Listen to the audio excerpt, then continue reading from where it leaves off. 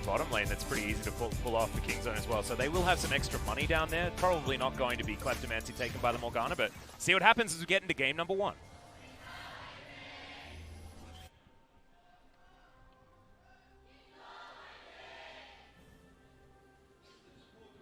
Already, the draft's so interesting between both of these teams. Skybox looking good as well. Yeah.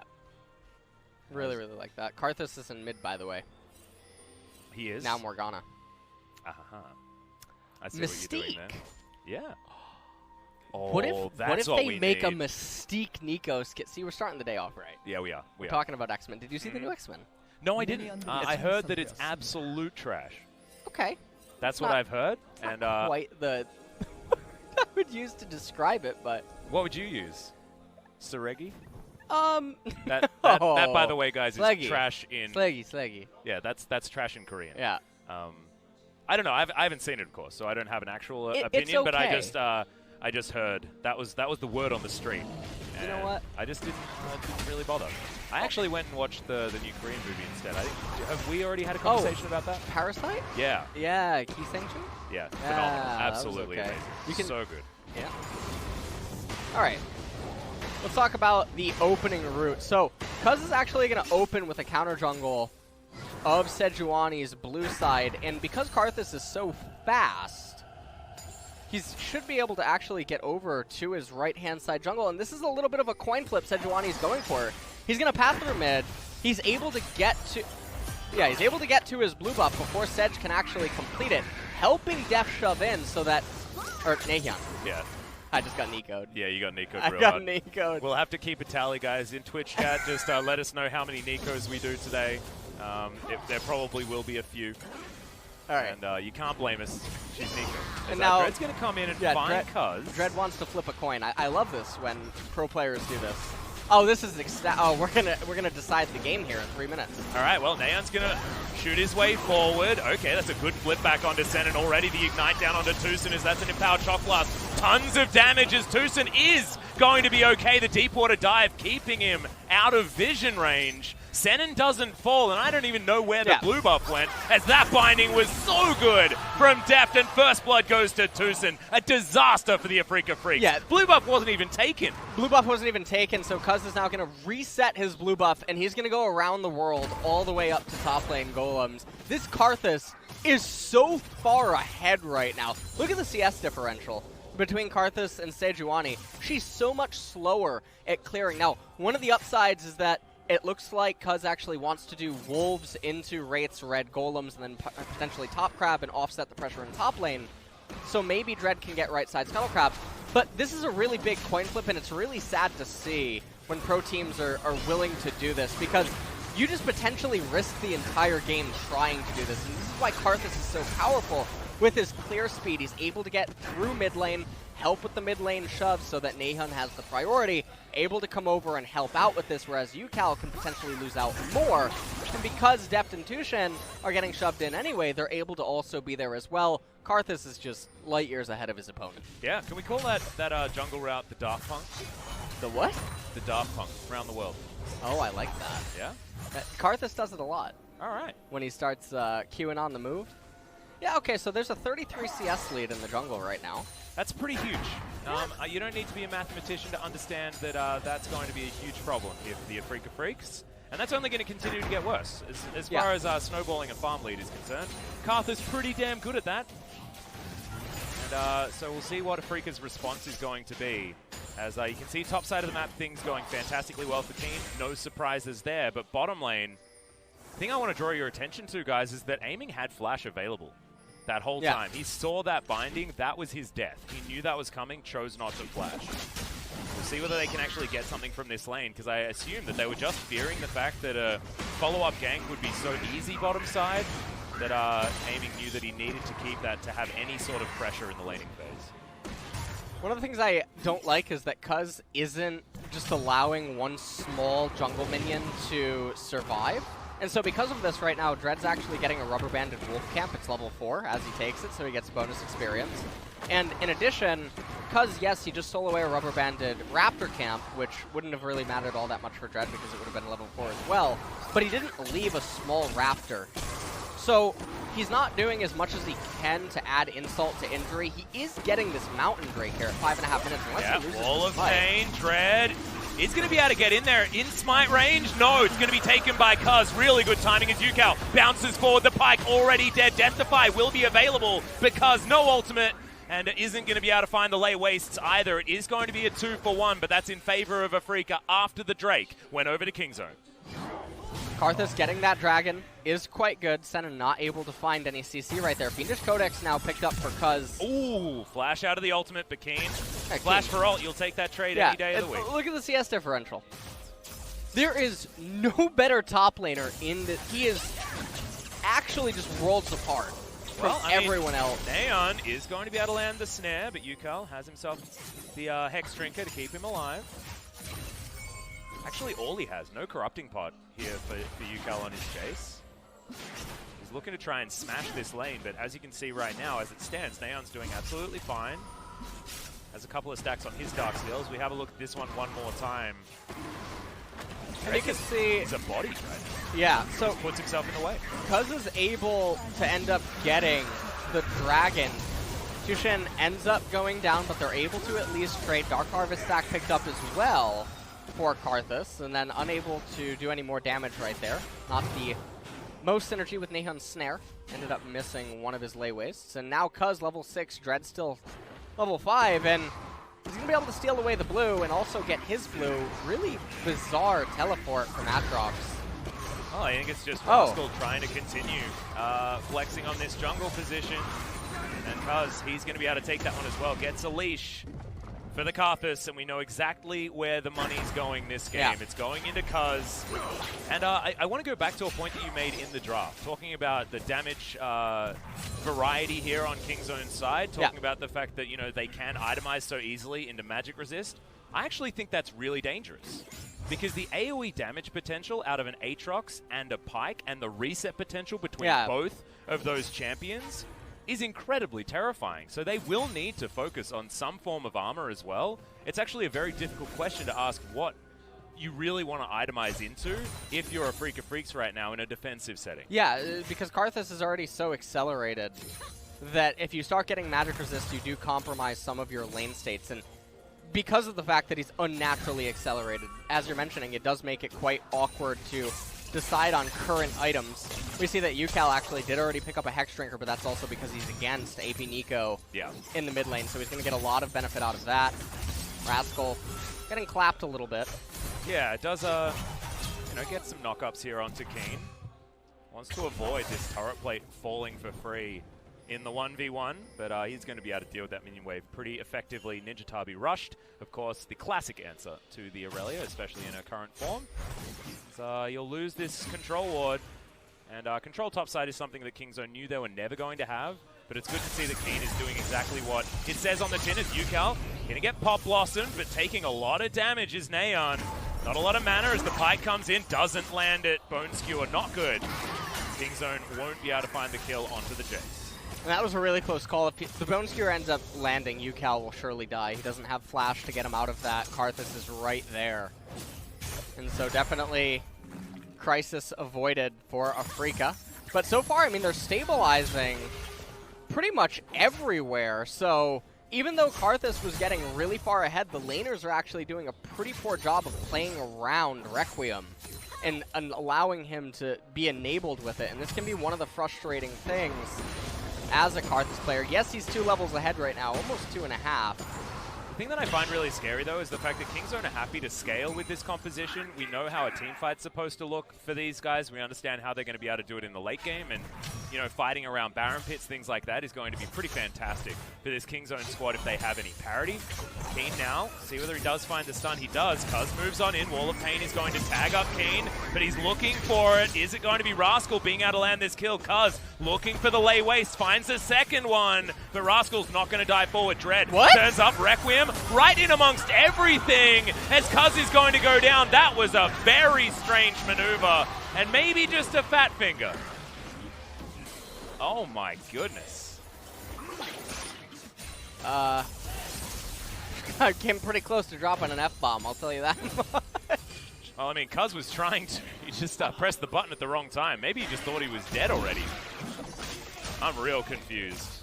Because if he waits until he dies right there, that might be 2 kills. Because Rascal can potentially get a reset. But I get it. I get what you're doing right now. You're squeezing in a Pokemon reference, right? He's confused. He hit himself with his own move. Yeah. I get it. Yeah, he hurt himself in confusion.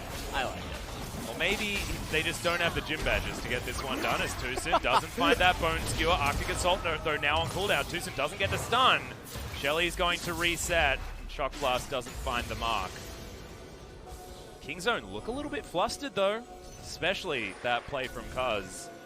Yeah, He's still 30 CS in the lead. He's still in a great spot as the Karthus. Shelly is now going to be taken down. They've only missed 1 Shelly so far in all of their matches. Wow, this is really forced. Yeah. And they don't even have Requiem. Depth charge comes in. Black Shield is going to be used onto Cuzz. Huge ult into the backline. Pop Blossom trying to get the work done, but Senan's going to survive. For the moment, Cuzz takes down the Aurelia, though. Deathify passive going to be available. Deft goes into his stopwatch. Really nice use of that one as the Varus does fall down. That Bone Skewer is going to be good. Naehyun flashing forward, looking for Senan. Doesn't find the Q. Dread finds himself back in the fight. Not a lot of teammates, but low health bars. Naehyun gets it. Get the auto. Finds the Q. Q is now TusiN. Another Bone Skewer just to make sure Dread can't get anything done.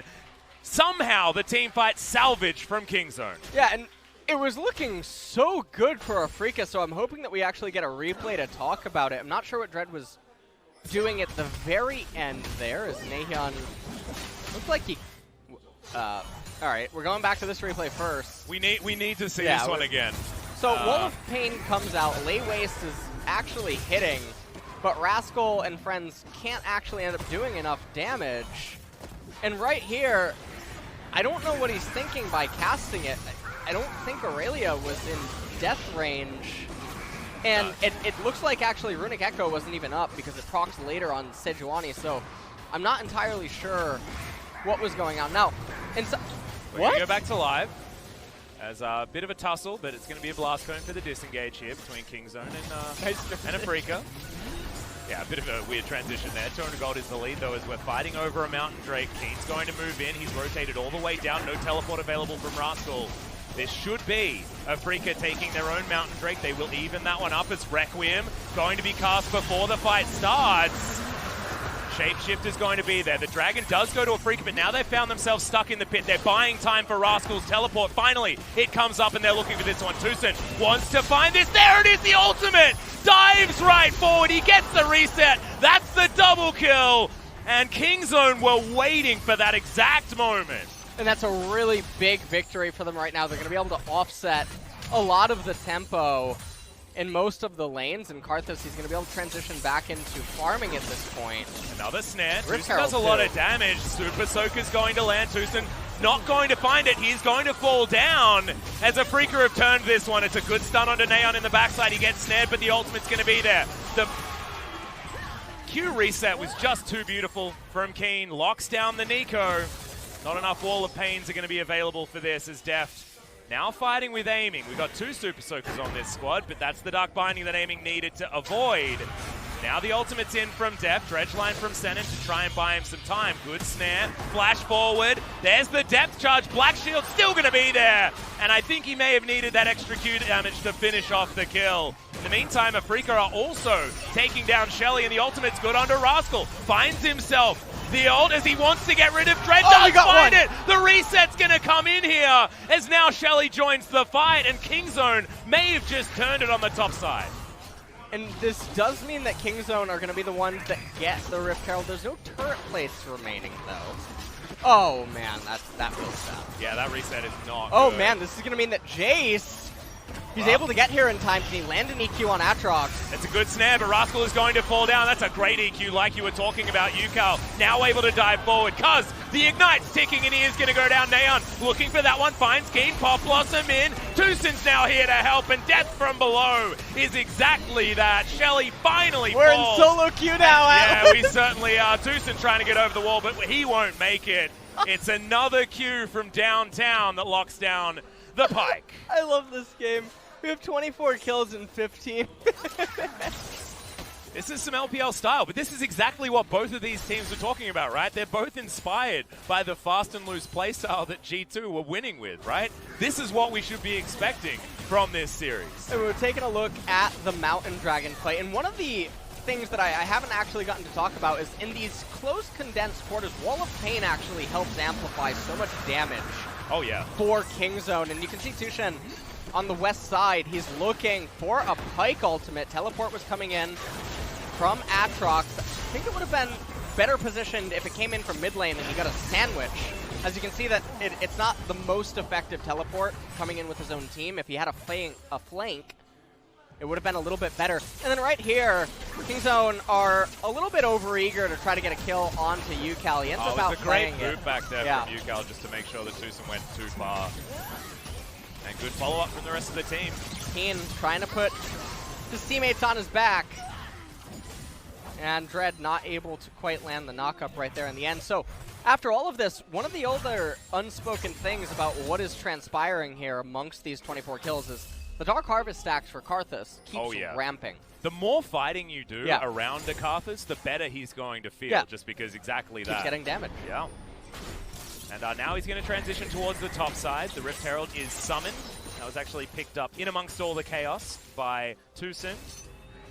Now Afreeca looking to try and defend. Shelly will be able to get a charge. No plates as you illustrated earlier on. Sets herself up, moves her way down. Not going to be able to take the turret by any means. Afreeca, successful defense. No towers actually falling. Too many champions falling for any turret damage to actually be able to come in. And this is one of the annoying parts that we're starting to see in the itemization. All the merc treads are starting to be completed on the side of Afreeca. Hex Drinker already, another Null Magic Mantle picked up for Sejuani. And you have to imagine that Wit's End will come in on Varus. The problem that I'm seeing from this Afreeca comp, though, is they've got no one that can build a Zhonya's Hourglass, right? They're going to have broken stopwatches most of the time. Stasis is so incredibly good against Pyke.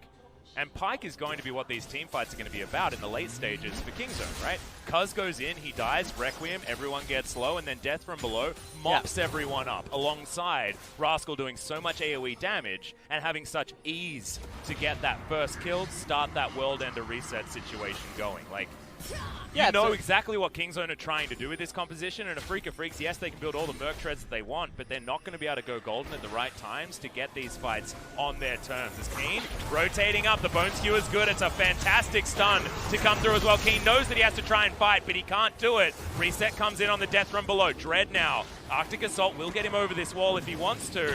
See whether they actually want to fight as TusiN turns up. Arctic Assault doesn't land onto Dread.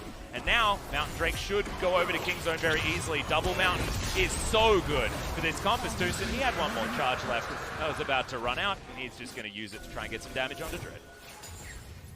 So right now, that's the second Mountain Drake picked up for Kingzone. How quickly does Baron go down at 20 minutes? Really fast now.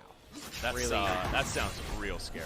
Really, really fast. But, I mean, it also goes down really fast for both teams. That's true. So, Afreeca has a Mountain themselves. They also have Jace, Varus, and Aurelia. So, any pickoff is really, really scary. But, Double Mountain does tend to open up something that one Mountain doesn't, which is two-manning Baron. Yeah. So, Karthus and Aatrox should, in theory, be able to two-man it, which is something that Afreeca is going to have to respect, and I would like to see them swap to more blue trinkets in order to have the vision available on a moment's notice to be able to tell what's going on. Another thing that's actually really cool about this Kingzone composition is that if Rascal and Cuzz are doing that together, right, the three that are left over from Kingzone's side have infinite wave clear, no matter where they are. Deft can be on the bottom side of the map, just puddling minion waves, stopping Kiin from pushing, and then can teleport to get into the fight. Naehyun, a very similar story, especially now that Super Soaker is done with that Glacial Augment. We've got double Glacial Augments. Controlling these team fights for Kingzone are actually going to be pretty easy. Yeah. As this game goes on, I'm just seeing more and more cool things about what Kingzone have put together in this composition. Afreeca as well, no slouches. The fact that they did manage to get the Aurelia Sejuani combo that is so incredibly good. The Varus as well has been something that Aiming has been playing very, very effectively. Interesting note is that over 8 games, Aiming's played 8 separate champions. The Varus game was a victory. TusiN takes a bit of damage there from the piercing arrow.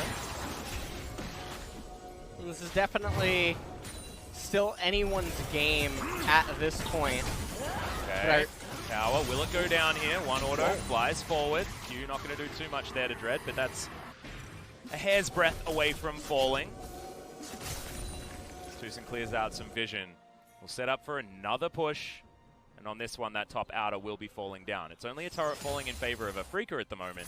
However, the gold is still going to be slightly in favor of Kingzone. This series, incredibly close. We have to think back to Kingzone series against SKT. It was very similar to this in game number 1. Very close. But it was Kingzone taking those big plays towards the mid to late game that really got them over the line. Will they be able to do it against this Afreeca Freecs squad that have also been winning in a very similar fashion? It's all about proactivity, making the plays before your opponents. And it's great to see from the LCK, because this was some of the biggest criticism that any of our LCK teams got, is that we play too much for the 80-20s. We need to be taking more of the 60-40s. Well, they definitely have in this game. Oh, hell yes. A lot of I think we've been taking 40-60s in this game. All right, so the game has entered into a little bit of a lull state right now, as neither team is really looking for that much action. We've sat on this kill amount for quite a while, and an open dragon coming up next, probably not going to create any sort of a team fate. Interestingly enough, Dread is actually really close to Cuzz in level, I believe, as Afreeca has priority to Karthus' rubber banded camps. I'm sure if they're actually going to get them. It doesn't look like it. Yeah, it is actually TusiN here sort of ganking his own jungle to try and stop these Raptors from being stolen. Predator was utilized there. TusiN, of course, taking that one this time around. As that's a Bone Skewer onto Dread. He takes a fair bit of damage, and that's what happens. That Bone Skewer did a lot of damage. Yeah. Because we've got a Spirit Visage coming in second for Dread. That is not going to be any sort of armor at all that he's picked up. His passive's going to help him there. Aftershock's going to help him there. But otherwise, Rascal and TusiN will be doing so much damage. Witsend completed now for Varus. Yeah, more of Malmortius is also done for Ucal. Yeah. It's exactly what you were talking about. They can build around the Karthus, but can they build around the Pike and the Aatrox? TusiN, failed flashes! He's going to get taken down very, very quickly in this fight. A lot of damage potential not there as the Karthus is obliterated. He's able to get some AoE off here as the Requiem does come in, but looks like a bit of a tilt Requiem, if anything. And now Afreeca are looking to take down the Baron. Half health bars on these guys as 3 members of Kingzone are here to defend. Will they be able to is the question. Dark Binding does land, taking Senan down relatively low. Super Soaker's coming in. They have a lot of control in these team fights, but the Baron's still going low. In goes Rascal. Pop Blossom comes forward. Double kill instantly for Naehyun. Infernal Chains aiming is just going to get taken down. Rascal's just too big. 500 gold comes forward, and Afreeca just too ambitious on the Baron. Yeah, they were staying on that way too long. I thought for sure they were just going to try to charge at Kingzone instead, but they really seemed intent on trying to get the Baron, and now Kingzone can say, you know what? Let me show you what 2 Mountain Dragons can do. Yep, 30 kills, 23.5 minutes into this game. Are you not entertained, LCK fans? We've been waiting for a meta like this, and finally we have one in Kingzone with 5 members in the pit. Everybody else coming back from base on Afreeca's side. This is Baron going to Kingzone, wrapped up neatly with a bow on top, 24 minutes into the game. And I mean, that's such a swing in momentum now, because it's going to be very difficult for Afreeca to try to resist against the Baron push. So take a look at this replay. TusiN, he failed flashes, and then they actually managed to get Cuzz relatively simply. Like, this was a huge win for Afreeca, it's a huge win, and rather than doing the Baron, you can send your jungler to do the Gromp the Wolf camp. You can send someone to pick up the top wave and the incoming top wave, and then you can also get mid-tier 1 turret. You can take the Wraiths as well, and you can plant someone down in bottom lane. There's no reason to flip the Baron like this, and if you're going to do this, I'm assuming that you'll turn on Kingzone, but instead, Kingzone are the ones taking the initiative, charging into the Baron pit as Afreeca.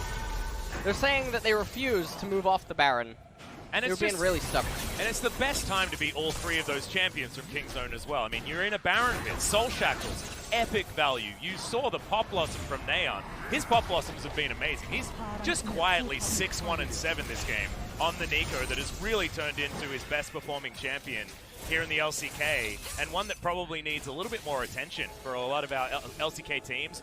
Anywhere you put it on this map, And just with all the control they have with double Glacial Augment, just means that there's no way Afreeca can close distance, and Deft and Naehyun can decide when they want to go in and when they want to press their buttons and make things happen. And that is so dangerous on a King's Own squad that is known for being epically proactive. We'll see how proactive they can actually be with this Baron. As Karthus is really good at sieging, and so is Morgana. They do have to be really careful, though. And I'm not willing to say that this game is just over yet. Oh, no, Pyke, it's only 3,000 gold, yeah, right? Pyke is threatening with his ultimate, and they do have the combo with the Requiem. He only has a Duskblade of Drakthar, though. Yeah, Naehyun is going to go down into his Zhonya's. Teleport to follow up now as Requiem comes in from off to the side. Cuzz will get forward, but there are the resets. That World Ender is going to last forever if they can even take any of his health bar. Another one comes forward. Death from below is named real well this game, as Rascal will be able to take down this minion wave. The inhibitor turret is going to go down as well. Baron empowered minions and a hell of a lot of damage, and King's Own will break the base. So Afreeca, they were unwilling to just be a little bit more patient. They took the fight in front of their dead tier 1 turret, thinking that it was going to be advantageous for them, but instead... Well, I guess if they pop Naehyun and kill him before anything can happen, right, that is huge. Then they're in a 4v5, they can reset, get themselves back to a good situation. But that's 2 kills that lost them an inhibitor.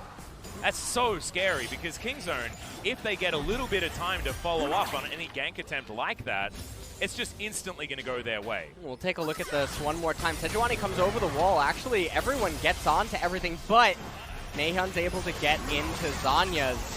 And then right here, Dread, he ends up going down to TusiN. Resets, like you were talking about, they came in. And then at that point, it's really hard for Afreeca to do anything. So they tried to capitalize on an opportunity, not able to. Yep, just straight up didn't happen. Naehyun's going to be so confident that a Majia's Soul Stealer is in his back pocket.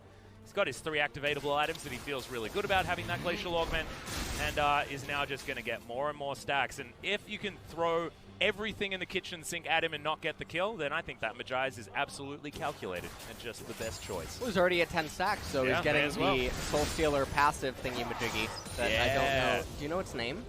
Soul Stealer passive thingy-majigger. Is that it? I think that's what it's called, right, yeah. I like that's that. a technical term. That definitely needs to be renamed. Yeah, or at least put it in with that name in Teamfight Tactics. That needs to go on the PvE. Yeah, definitely get that. Excellent.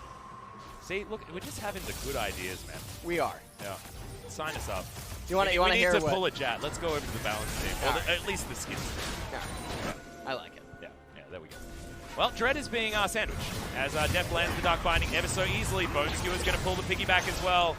And I don't know what he's doing. He's dying. He is dying. He's taken a while to do so. Aftershock's pretty strong, but that is just a very, very dead piggy in the wrong place at the wrong time. They're like, King's Own's like a bunch of poachers. They just killed Kevin Tuggle. Yeah, I actually confused myself a lot because I said piggyback and it was out of context and very strange. However, Bone Skewer does do that. It pulls the piggy back. So you call him the boar a piggy? Yeah. All right. This is a piggy. Okay. I like that. King's Own, take down an inner turret very easily. Bottom lane inner is still there. We'll see whether that's going to be the next target. 8,000 gold. Now the lead for our #1 team in the LCK. They have 100% control. The early game was chaotic, crazy, and very close.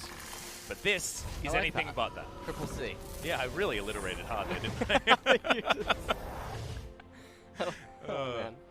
People call me illiterate, but actually I'm illiterate. I like that. Yeah. I don't know whether that's actually the correct use of that word, but that was an alliteration anyway. Okay. Oh. King's Own moving their way back. Just got a free reset. A lot of items being picked up. Mirrored items between Naehyun and Deft right now. Sorkpen Elixir was picked up by Cuzz now, so I think that that's insinuating that he's intending for the Baron to then follow into the final push. He got as much damage as possible. Spooky. Naehyun diving in, good knock up there from Rascal. Death from below is not going to find the reset, but Rascal will find it for himself. Naehyun flashing forward, huge pop blossom as he goes golden before anything else can happen. Deft is going to go into his Zhonya's at exactly the right time as well. Kiin wants to find it, should be able to get, no! Can't actually get anywhere forward because he's getting kited so beautifully. Rascal finishes off the Jace, and now Dread is in the wrong place. Guardian Angel there, Cuzz right ready to get rid of the Aurelia, and this should be the end of the game. And a really exciting game one between Afreeca and King's Own Dragon X. Super minions hit the base, and the Nexus turrets will fall. We expected a lot from this series, and I think game one gave us exactly what we wanted. Yeah, game one is really setting the tempo for what we're assuming could be a 3-game series. It should be a 3-game series, I think, between these teams. I think the early game certainly illustrated that even though things go